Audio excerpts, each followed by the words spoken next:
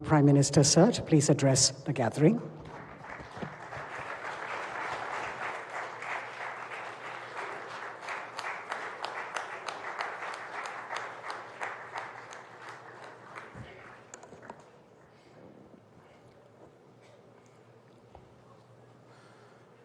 स्वर साधना मनोकामना आराधना एक बहुत ही शुभ शुरुआत के बाद अच्छा होता आप ही का कार्यक्रम चलता।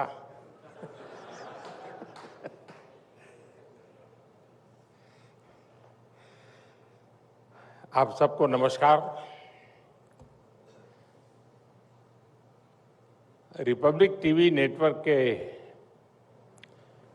सभी दर्शक और अब तो बहुत सारी भाषाओं में भी है, तो उन सबको भी मेरा प्रणाम। मैं इस समिट में हिस्सा लेने आए सभी साथियों का भी अभिनंदन करता हूं। 24 घंटे चलने वाले चैनलों में ब्रेकिंग न्यूज, इसका बहुत बड़ा महत्व होता है। और आजकल तो दुनिया में ही, पूरी दुनिया, कहीं पर भी नजर डालो, पूरी दुनिया ब्रेकिंग न्यूज के मोड पर ही है।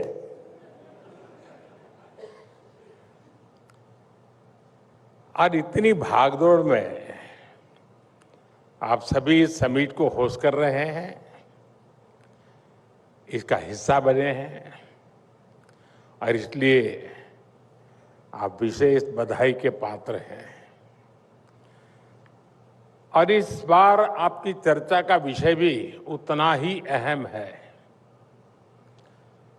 Great power India, nation first. साथियों, हमारे यहाँ शास्त्रों में कहा गया है, यतो धर्मस् ततो जय, यानी जय का, शक्ति का मूल धर्म है।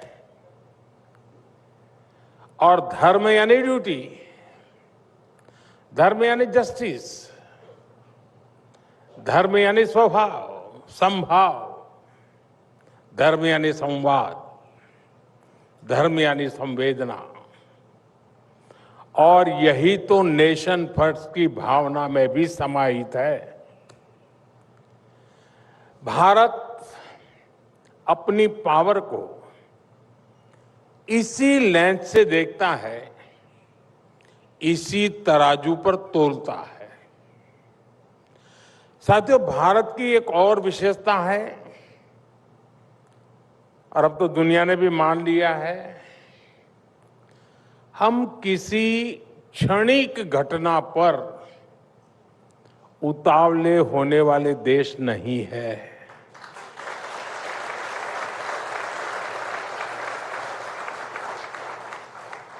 हम वो हैं जिसने विकास और विनाश देखा भी है, झेला भी है। हम वो देश हैं जिसके जहन में युगों की मेमोरी चिप लगी हुई है। हम युगों की मेमोरी चिप वाले नेशन है, और इसलिए भारत जो कर रहा है, और ये मैं बहुत जिम्मेवारी के साथ कह रहा हूं, भारत जो कर रहा है वो आने वाले 1000 वर्ष का फ्यूचर लिखने वाला है।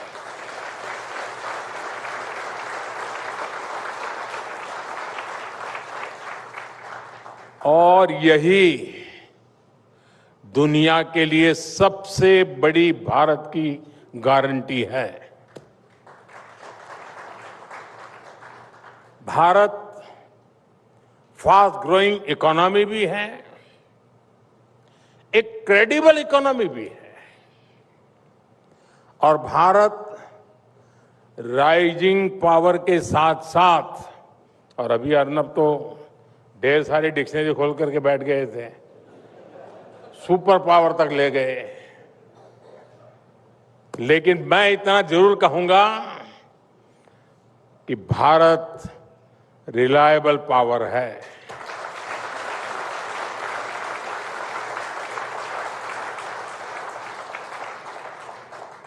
मैं अभी 2-3 दिन पहले जी समिट से लौटा हूं और दुनिया का हर नेता, हर देश इस बात को भली भांति समझता है कि आज के भारत के लिए नेशन फर्स्ट ही सबसे बड़ा मंत्र है, सबसे बड़ा सिद्धांत है।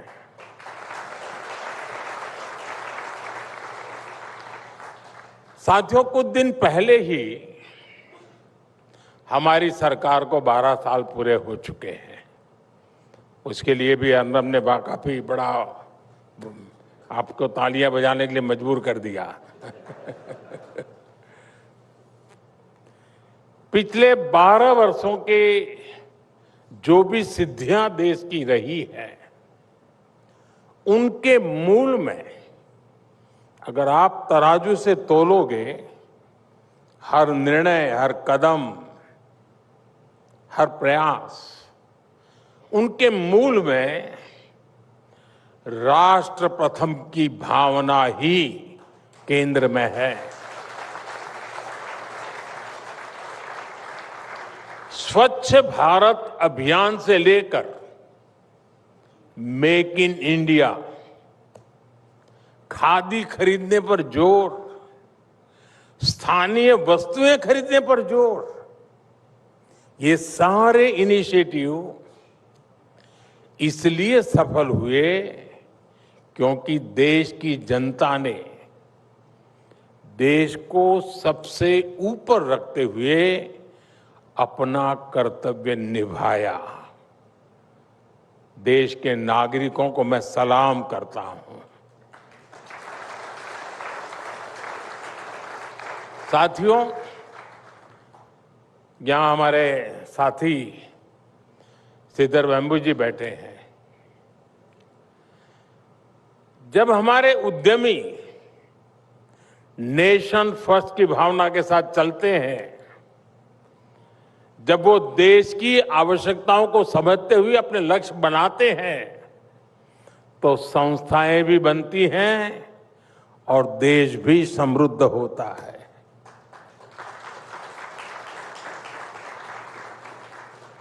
सिद्धार्थ वेम्बू जी ने क्या काम किया है, शायद यहां बातों में कितना निकला होगा मुझे मालूम नहीं, लेकिन अभी मैं फ्रांस में विवाटेक में गया था। करीब 1.5-2 लाख नौजवान वहां होंगे। चलने के लिए भी मैं और फ्रांस के राष्ट्रपति अलग अलग स्टॉल पे जा रहे थे, देखने के लिए भी नौजवानों ने क्या काम किया है। तो हम जोहो के स्टॉल पे गए। मैं हैरान था जी, और गर्व होता था कि जोहो के स्टॉल पर यूरोप के नौजवानों की जो भीड़ लगी थी, और वो समझना चाहते हैं कि ये क्या है दुनिया में नई चीज। भारत में शायद उतनी चर्चा नहीं होगी जितनी मैंने वहां फ्रांस में देखी। बधाई हो आपको।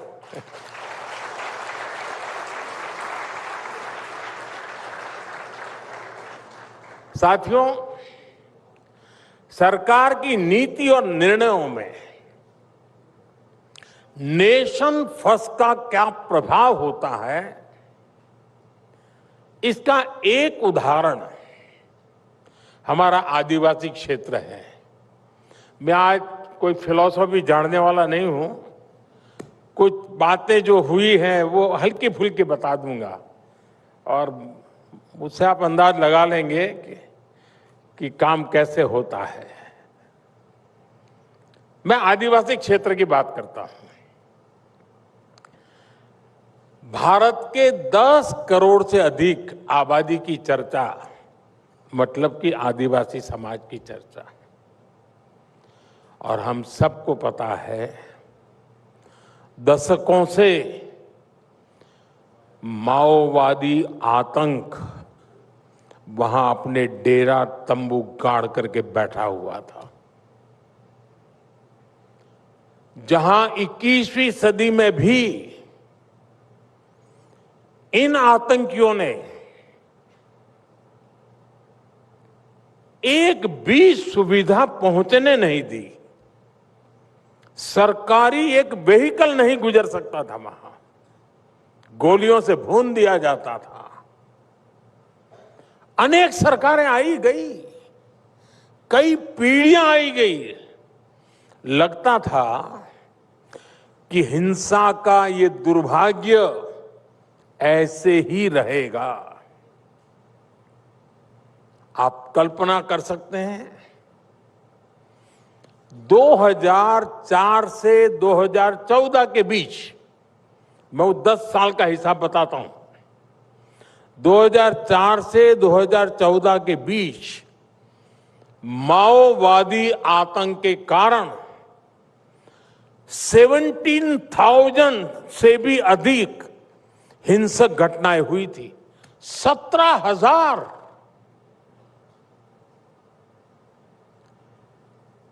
और करीब करीब 7,000 से ज्यादा जानें गई थी। साथियों,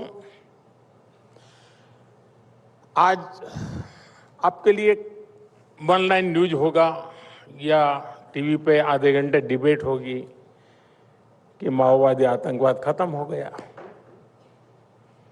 चीजें ऐसे नहीं होती हैं, उसके लिए खपना पड़ता है।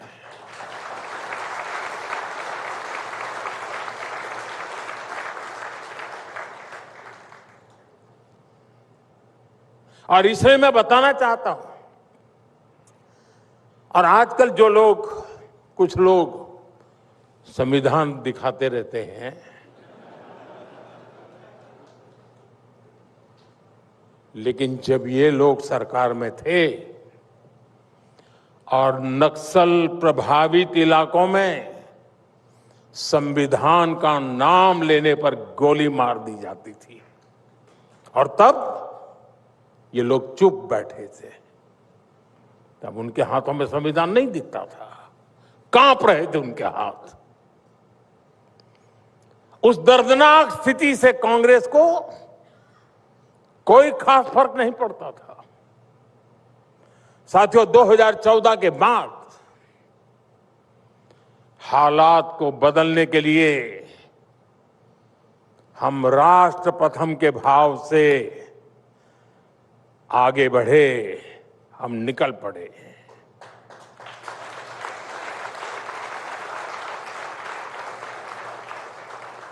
बोलते नहीं थे, बताते भी नहीं थे, करते जरूर थे। हमने संकल्प लिया कि नक्सलवाद, माओवाद को जड़ से उखाड़ फेंकेंगे, और आज पूरा देश नतीजा देख रहा है। आज देश में माओवादी आतंक अपनी अंतिम सांसें गिन रहा है। और साथियों, कई बार अंतिम परिणाम इतना बड़ा और व्यापक होता है कि उसके पीछे की मेहनत पर ध्यान नहीं जाता। रिपब्लिक टीवी के दर्शकों को मैं खास तौर पर इसके बारे में बताना चाहता हूं। साथियों, जिन नक्सल प्रभावित इलाकों में दिन में जान से भी यानी सामान्य मानवी डरा रहता था, उसको लगता था कहीं अपहरण हो जाएगा, तो कभी वसूली का डर रहता था, कभी साथ में जो कुछ भी है वो लूट लेने का डर रहता था। और जहां पर विकास की बात बोल तक नहीं सकते थे, आप लेकर के जा नहीं सकते थे, सब नामुमकिन था। ऐसे क्षेत्रों में हम विकास का संकल्प लेकर आगे बढ़े। वहां बीते 12 वर्षों में हमारी सरकार ने 12,000 किलोमीटर से अधिक की सड़कें बनाई।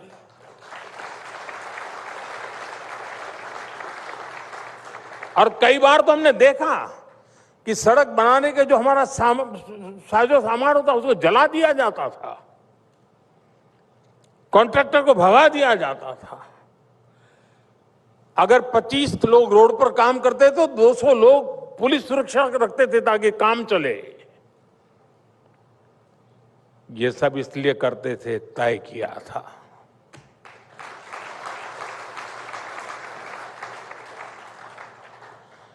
साथियों, 9,500 से अधिक मोबाइल टावर बनाए। एक टावर नहीं लगने, और लगा हुआ टायर तोड़ देते थे, क्योंकि उनको हमेशा वहां आक्रोश पैदा करना था। करीब 45,000 गांवों में मोबाइल कनेक्टिविटी पहुंचाई। नक्सल प्रभावित जिलों में 1800 अधिक बैंक ब्रांच खोली गई। करीब 75,000 बैंकिंग कॉरेस्पोंडेंट और 6,000 से अधिक नए पोस्ट ऑफिस बनाए। सिर्फ बम बंदूक और गोली के सहारे काम नहीं किया है साथियों, हमने दिलों को जीतने के लिए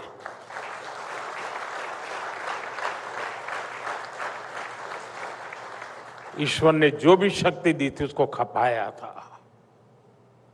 साथियों, हम बुलंद इरादों के साथ नक्सल प्रभावित इलाकों में जन सामान्य की आशा आकांक्षाओं को पूरा करने के लिए जा रहे थे।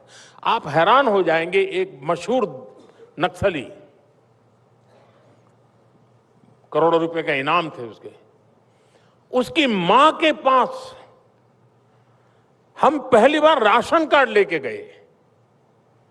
बेटा अपनी मां को राशन कार्ड लेने नहीं देता था, आतंकवाद अपना चलाने के लिए। इतनी घटनाएं हैं, मैं हैरान था, और सरकार चुप बैठी थी। उनको संविधान उस समय दिखता नहीं था। लेकिन सारे प्रयासों का परिणाम यह आया कि जन सामान्य में एक विश्वास का नया दौर आया।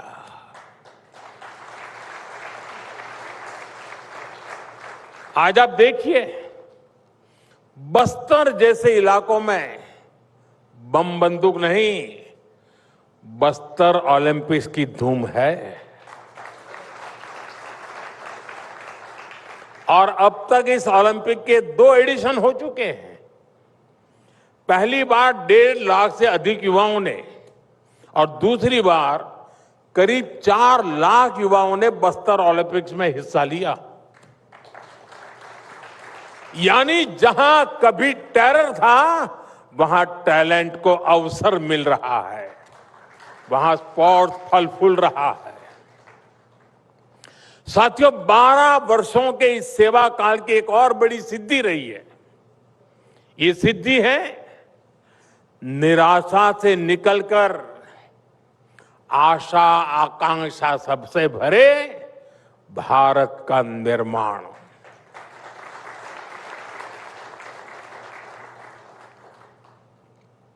साथियों, नक्सल कहीं और होगा, लेकिन घटनाओं की पीड़ा हिंदुस्तान के हर कोने में होती थी। और जिस समय नक्सल खत्म होने की बातें आने लगी, तो विश्वास सिर्फ नक्सल इलाके का नहीं, हिंदुस्तान के कोने कोने में जगने लगा। 2014 से पहले के 10 वर्षों में जो कांग्रेस सरकार चली, उससे नाराजगी केवल गवर्नेंस की नहीं थी, तब देश की निराशा इससे कहीं अधिक थी। देश उम्मीद खो चुका था। लोगों को लगता था कि कुछ हो ही नहीं सकता, कुछ बदल ही नहीं सकता। साथियों, पिछले 12 वर्षों में भारत ने उसी निराशा को आशा में बदला है।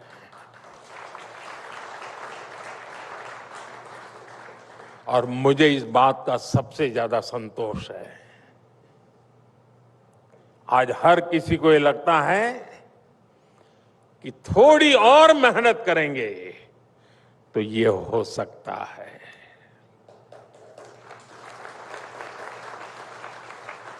वो दिन चले गए जब एक ही बात सुनाई देती थी, कतई नहीं हो सकता, कतई नहीं हो सकता। वो जमाना चला गया। आज ये होकर रहेगा। ये जो भाव आया है, यही भारत की असली सिद्धि है और यही रियल पावर है। चुनौतियों तो आज भी बहुत है और हमेशा रहेगी। और चुनौतियां बहुरूपिया होती हैं, वो नए नए अवतार में सामने आती रहती है। अरे आएगी, जिस रूप में आएगी, जंग उससे भी लड़ लेंगे जी, और जीत भी लेंगे। लेकिन ये हो सकता है और हम ये करके रहेंगे। जब इस भाव से देश आगे बढ़ता है, तब सपने पूरे होते हैं। साथियों, मैं यहां भारत के 100 से ज्यादा जिलों और 500 से ज्यादा ब्लॉक्स की चर्चा करना चाहूंगा। ये विकास के हर पैरामीटर पर पीछे छूट गए थे और पहले की सरकार ने इन पर पिछड़ा होने का ठप्पा लगा दिया था। ये तो बैकवर्ड डिस्ट्रिक्ट है, ये तो बैकवर्ड इलाका है। हमने देश के इस बहुत बड़े क्षेत्र को पिछड़ेपन की निराशा से बाहर निकालकर डेवलपमेंट की एस्पिरेशन जगाई। सबसे पहले तो हमने पहचान ही बदल दी। हमने कहा ये एस्पिरेशनल डिस्ट्रिक्ट है, ये एस्पिरेशनल ब्लॉक है। हमने एस्पिरेशनल डिस्ट्रिक्ट का प्रोग्राम बनाया, एस्पिरेशनल ब्लॉक का प्रोग्राम बनाया और सरकार ने विकास के हर पैरामीटर पर बहुत बारीकी से काम शुरू किया। इस डिस्ट्रिक्ट में ये 3 पहलू हैं, पहले उसमें से बाहर निकलो। यहां 6 पहलू हैं, पहले इसमें से बाहर निकलो। बड़ा फोकस वे में काम शुरू किया। आज ये एस्पिरेशनल डिस्ट्रिक्ट और ब्लॉक्स राज्य की ओवरऑल ग्रोथ को आगे बढ़ाने का काम करने लगे हैं। जो पहले ग्रोथ को पीछे खींचते थे, इन एस्पिरेशनल डिस्ट्रिक्ट में बहुत बड़ी आबादी गरीब थी, अभाव में थी। बीते वर्षों में 25 करोड़ गरीबों ने गरीबी को परास्त किया है।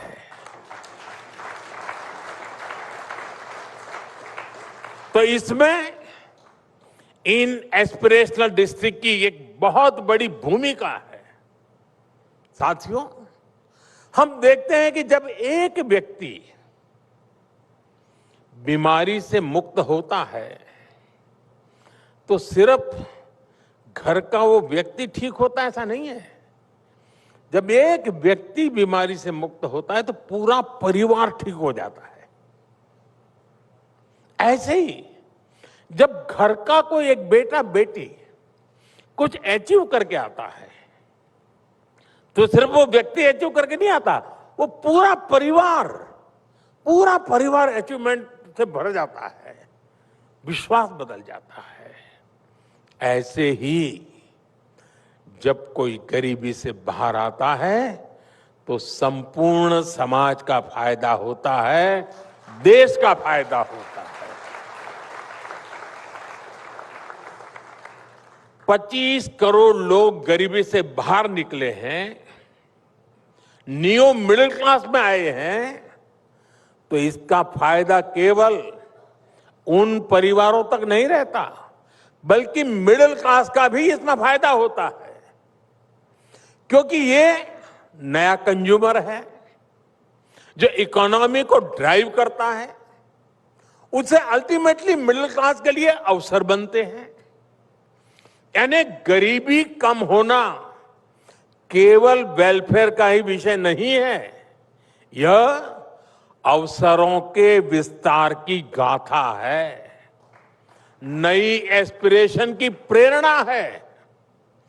साथियों, पिछले 12 वर्षों में जो इतना विशाल मिडिल क्लास देश में तैयार हुआ है, वो सरकार की बहुत बड़ी प्राथमिकता रहा है। मिडिल क्लास की ईज ऑफ लिविंग के लिए सरकार ने हर स्तर पर काम किया है। अब जैसे अपने घर का सपना है, हर मिडिल क्लास परिवार की एक इच्छा रहती है खुद का घर हो। हर किसी को पूछोगे, एक मन में रहता है मेरा अपना घर हो। 2014 में अगर किसी परिवार को अपना घर खरीदना होता था तो होम लोन डबल डिजिट के इंटरेस्ट रेट पर मिलता था, लेकिन आज किसी भी बैंक से होम लोन 7-8% के रेट पर मिल जाता है। पहले लोन लेना भी किसी युद्ध जीतने जैसा था। युद्ध जीतने में जितनी ताकत लगी उतने लोन लेने में लगती थी। आज ये घर बैठे संभव हो पा रहा है। मैं यही की बात बताता हूं। ये दिल्ली एनसीआर में रहने वाले लोग जानते हैं कि कैसे शहरी मिडिल क्लास के हजारों घर अधूरे अटके हुए थे, पैसे दे दिए थे, पूरे जिंदगी भर की कमाई बिल्डर को दे दी थी, उसने भी बढ़िया बढ़िया पैम्पलेट दिखाए, सपने दिखाए। अब ये किराए पर घर में रहते हैं तो किराया भी देना है, घर जल्दी मिलेगा, उधर किराया रहता है, घर मिल नहीं रहा, घर बन नहीं रहा, बहुत बुरा हाल था। इन अधूरे घरों को पूरा करने के लिए हमने 25,000 करोड़ रुपए का स्पेशल फंड बनाया। और आपको जानकर खुशी होगी कि देश में बरसों से अटके करीब 60,000 घरों को डिलीवरी किया जा चुका है। साथियों, एक और चीज है जो रोजमर्रा की जिंदगी को प्रभावित करती है। ये जरूरत है कनेक्टिविटी की, ट्रांसपोर्ट की। आज आप सोशल मीडिया में देखिए, दुनिया भर से जो भी टूरिस्ट आता है, भारत आता है, वो हमारे मेट्रो सिस्टम को देखकर हैरान रह जाता है। साथियों, वर्ष 2014 में करीब 28 लाख लोग हर रोज मेट्रो से सफर करते थे। आज करीब 1,28,00,000 लोग हर रोज मेट्रो से सफर कर रहे हैं।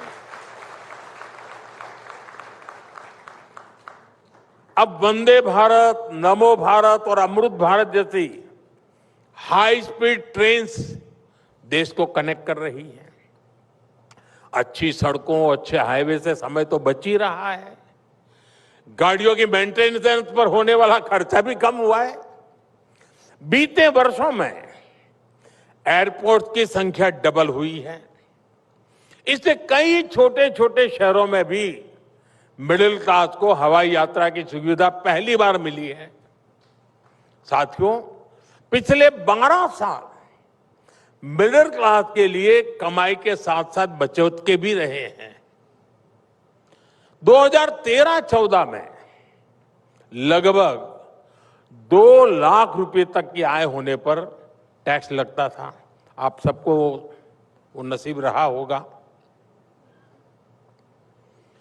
और ये टैक्स मिडिल क्लास देता रहता था। आज 12 लाख रुपए तक की आय पर कोई टैक्स नहीं है।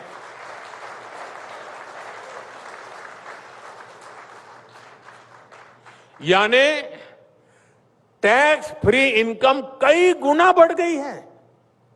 साथियों, जीएसटी रिफॉर्म के कारण भी मिडिल क्लास को बहुत सुविधा हुई है। टैक्स फाइलिंग का समय और खर्चा भी बच गया है। क्योंकि ये बहुत ही आसान हो गया है। घर बैठे ही आईटीआर फाइल हो रहे हैं।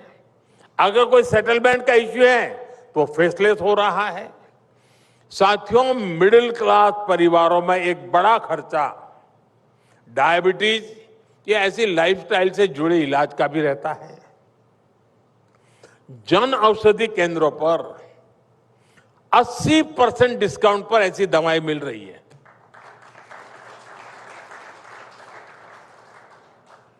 अगर आपका पहले 1,000 रुपया खर्चा होता था तो आज 200 रुपये में काम हो जाता है। 800 रुपया बच रहा है। और इससे बीते वर्षों में करीब 40,000 करोड़ रुपए की बचत देश के अनेक परिवारों की हुई है। मिडिल क्लास के बजट का एक बड़ा हिस्सा बुजुर्गों के इलाज पर भी जाता है। आज 70 वर्ष से ऊपर के हर नागरिक के लिए 5 लाख रुपए तक का मुफ्त इलाज उपलब्ध है। साथियों, एक सामान्य स्वभाव है कि जब कोई सुविधा लगातार मिलती है तो इंसान पहले की परेशानी भूल जाता है।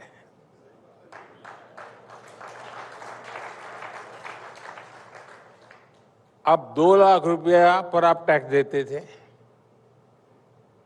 अब 12 लाख तक नहीं देना पड़ रहा। लेकिन जब मैं कहूं तब ताली बजती है।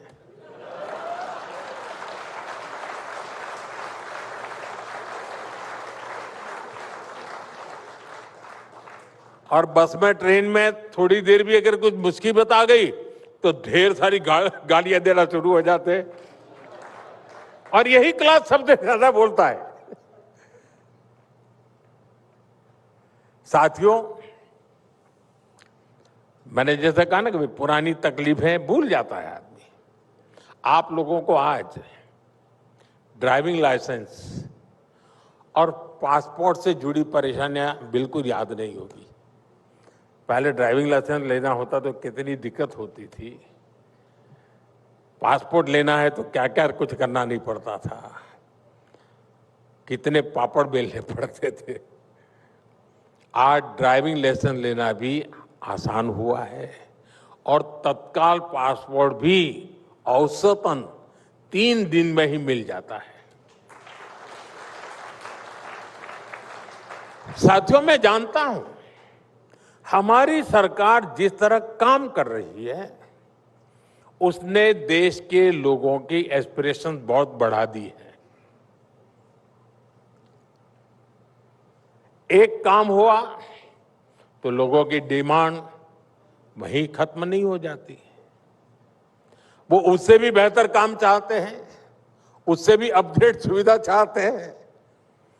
अगर पहले डिमांड नई सड़क की थी तो सड़क बनने के बाद लोग पूछते थे मेट्रो कब आएगी। पहले अपेक्षा होती थी कि ट्रेन समय पर पहुंच जाए, ट्रेन में बैठने की साफ सुथरी जगह मिल जाए। आज डिमांड है कि हमारे रूट पर वंदे भारत क्यों नहीं चल रही।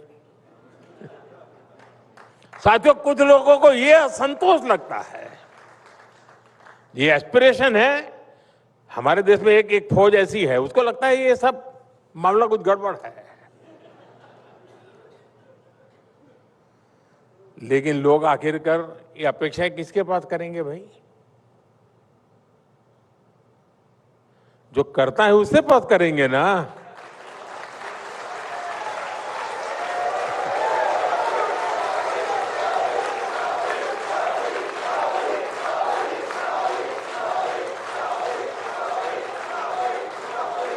सामान्य लोग भी नहीं, पूरी कांग्रेस पार्टी कहती है कि जरा मोदी जी ये हो जाना चाहिए, ये होना चाहिए, कहते रहते ना।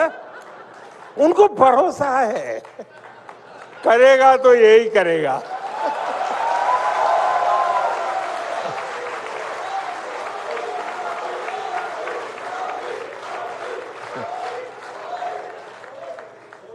साथियों, एस्पिरेशंस वही होती हैं जहां लोगों को लगता है कि सपने पूरे हो सकते हैं।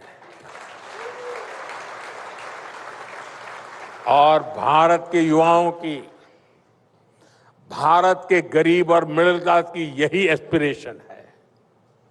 आज भाजपा एनडीए सरकारों की ऊर्जा बनी हुई है। साथियों, एक तरफ देश का बहुत बड़ा वर्ग एस्पिरेशनल है, तो दूसरी तरफ राजनीति की एक टोली है जिसका जीवन मंत्र बन गया है ऑलवेज अगेंस्ट।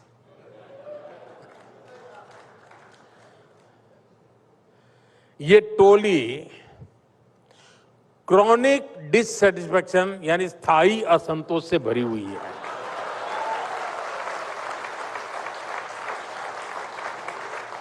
आज मैं रिपब्लिक टीवी के दर्शकों को जरा इस टोली के लक्षण बताने जा रहा हूं। सिम्टम्स पता चलेगा तो आपको समझ आ जाएगा मैं क्या कह रहा हूं। आप आसानी से पहचान लेंगे। जी, जैसे मैं उदाहरण देता हूं, आप समझ जाएंगे। इनको आप अक्सर कहते सुनेंगे, अरे फला जगह तो 24 घंटे बिजली आती है, यहां क्यों नहीं? और अगले ही दिन ये लोग डैम्स का, सोलर पार्क का, थर्मल का, न्यूक्लियर प्लांट का विरोध करने के लिए डफली लेके आ जाएंगे। यानी पहले दिन बिजली क्यों नहीं और दूसरे दिन तुम हाइड्रो पावर का डैम क्यों बना रहे हो? ये जमात ऐसी है। ये वो लोग हैं जो खनिजों के खनन का विरोध करते थे, लेकिन आज पूछते हैं कि भारत का रेयर अर्थ मिनरल्स भंडार कहां है, सप्लाई चेन कहां है, और भारत में फलाने देश की तरह इलेक्ट्रिक व्हीकल का इकोसिस्टम क्यों नहीं है? ये वही लोग हैं जो कभी डेटा या आटा इसकी डिबेट चलाते थे। पहले डेटा की आटा बड़ा मजा आता था।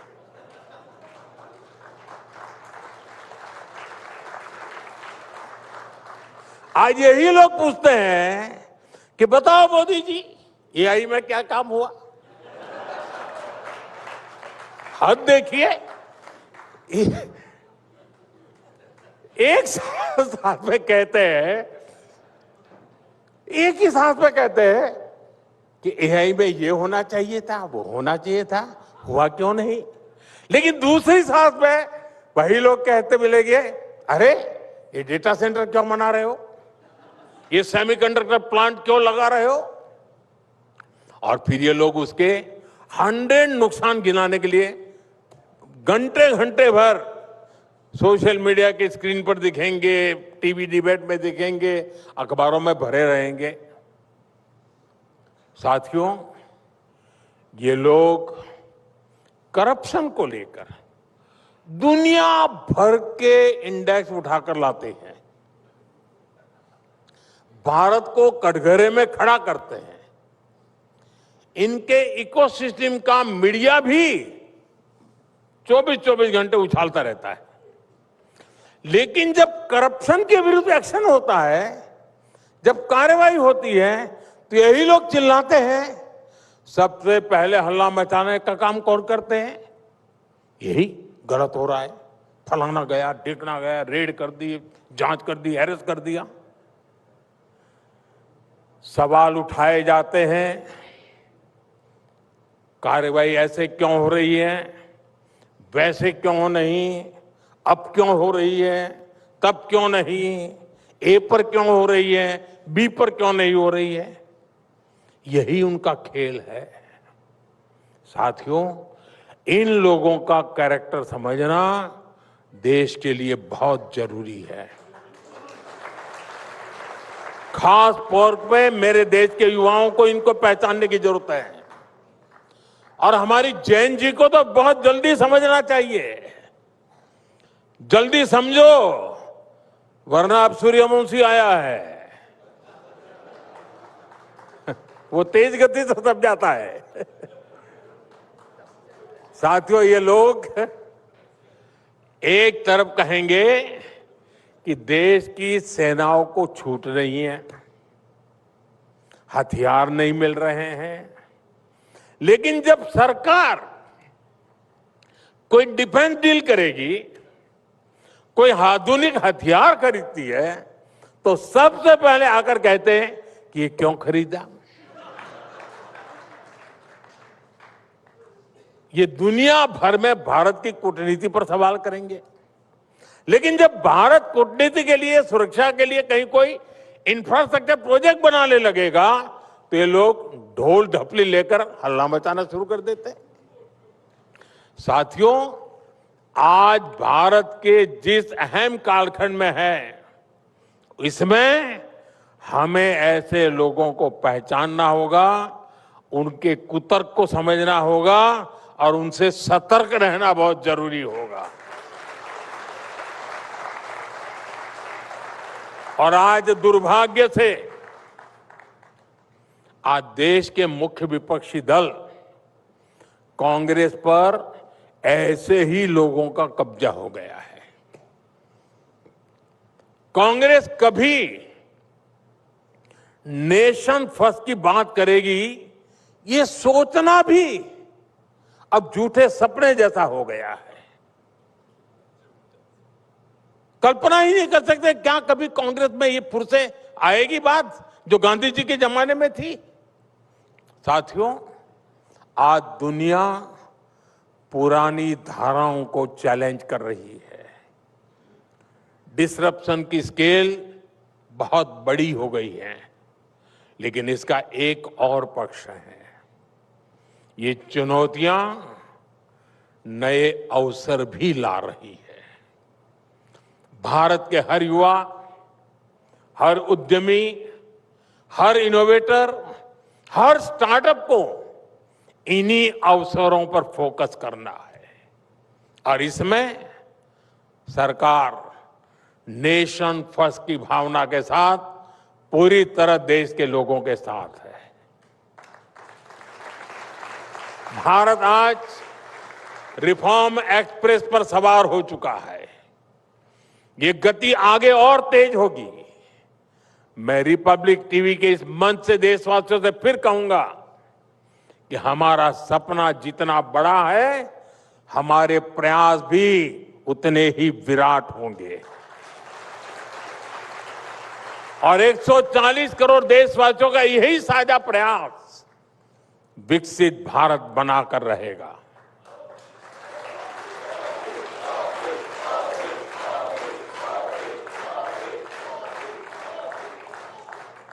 और आप में सब लोग, मैं विश्वास से कहता हूं, अपनी आंखों से विकसित भारत देखने वाले हैं। आने वाली पीढ़ियों तक इंतजार करना पड़े, इस प्रकार से मैं काम नहीं करता। आप खुद अपनी आंखों से देख करके जाएंगे। इसी विश्वास के साथ मैं फिर एक बार रिपब्लिक टीवी को, उसके दर्शकों को और आप सभी को बहुत बहुत शुभकामनाएं देता हूं। बहुत बहुत धन्यवाद।